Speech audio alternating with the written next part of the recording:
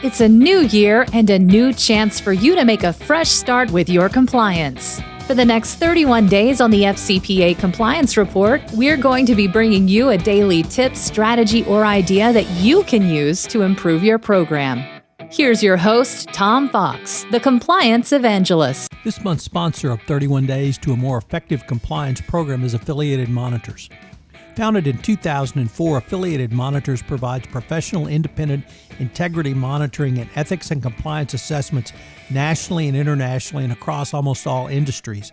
With its knowledge of effective ethics and compliance programs and cultures, Affiliated Monitors is respected for its work as the corporate monitor on matters ranging from multinational corporations to small and mid-sized companies and even individuals. Having served in over 750 monitorships, no one has more experience as an independent monitor than the team at Affiliated Monitors. For more information on how an independent monitor can help improve your company's ethics and compliance programs, visit this month's sponsor, Affiliated Monitors, at www.affiliatedmonitors.com. The Board and Succession Planning. In an article entitled Advancing Board Refreshment Through the Director Succession Planning Process, William Libet and Todd Freer listed a 6-step process that a board should utilize for or to facilitate director succession planning. This is an area that I don't think gets enough play in the discussion of the obligations of a board, but certainly in the realm of compliance, it's important that the board be ready to replace a chief compliance officer, or a board be ready to facilitate the elevation to an employee to senior executive status, and or engage in adding new personnel to the board.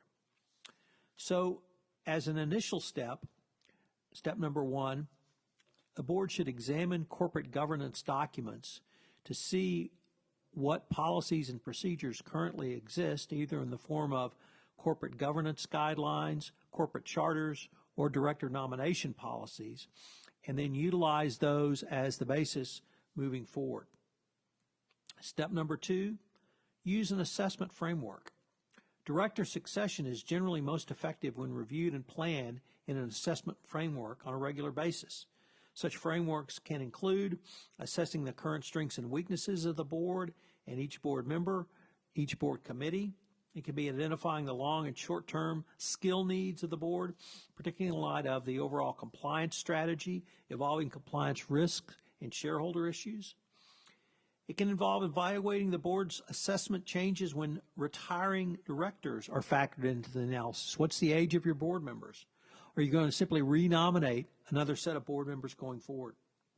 And 4, shifting the board's approach of automatically renominating existing directors to one that bases a director's renomination on a number of board criteria, such as the evolving compliance needs and directors' performance regarding compliance. So there are a number of questions that the board needs to engage in for essentially self-assessment, but to be ready to bring to bear the appropriate skills for boards going forward, either through new blood coming in or on the renomination process. Number 3, conduct due diligence. Obviously, we talked about a executive level due diligence and why that is important in yesterday's podcast.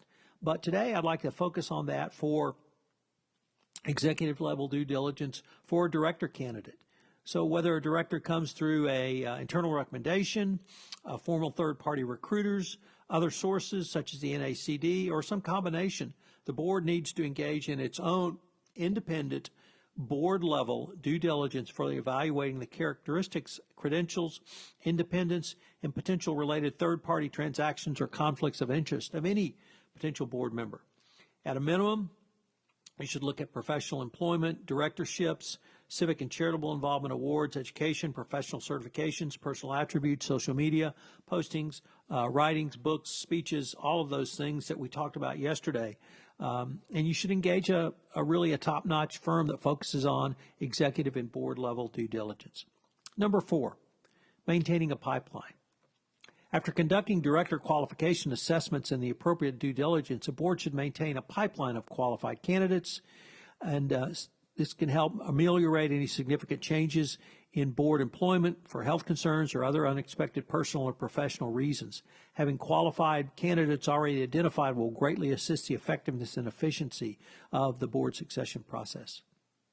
Number 4, assess board policies. As part of your director succession planning, a board should annually assess its own leadership, committee structure, rotation, and mandatory retirement policies. Not the individuals, but the policies themselves. Hopefully your company has a corporate policy management oversight, but the board needs to do this at its level. This is typically delegated to the Corporate Compliance Committee of the board, but I might suggest that this would be an appropriate task for the Compliance Committee, because a Compliance Committee should have expertise around policies and procedures and can bring that to bear. Number 5, disclosure strategy. Certain institutional investors and corporate governance advocates encourage companies to disclose their succession strategies. This can help you both in terms of the communications with your stakeholders, including shareholders, employees, and others, but also be a good defense in addition to a shield if you're put in any type of shareholder litigation or if the government comes knocking. Articulating, communicating your strategy will give a clear metric by which you can be measured and held accountable going forward. And finally, benchmark your strategy. Boards should regularly benchmark their director succession and board refreshment strategy with not only peers in the industry, but your peers rather, but those in the industry, and if you're a global company, other global companies. You don't want to be an outlier, but if you're in the middle of the road, I think that that would be where you would need to be. Obviously, you need to stay abreast of evolving policies and positions of large institutional investors, shareholders, and government advocates. CalPERS leads the way on this, but others such as State Street advisors talk about the obligations of boards going forward, and you want to be really ahead of all of that. What are today's 3 key takeaways? Number 1, refreshment is a hot topic in corporate governance. This could be board refreshment, but here I'd like you to focus on refreshment in the CCO role. How are you going to do it? How are you going to hire? But more importantly, how are you going to engage in succession planning? Number 2, review your board policies to understand what your company needs going forward. Just as policies and procedures must be reviewed from the compliance perspective, they need to be reviewed from the board perspective. And number 3, transparency and succession planning. Obliqueness is the problem that many companies face because no one knows what the process is. So transparency is a critical element. Thank you for listening to this episode of 31 Days to a More Effective Compliance Program, where in the month of August, we're going to take a look at the role of the Board of Directors in a best practices compliance program. Once again, thanks to our sponsor, Affiliated Monitors, for sponsoring this month's series.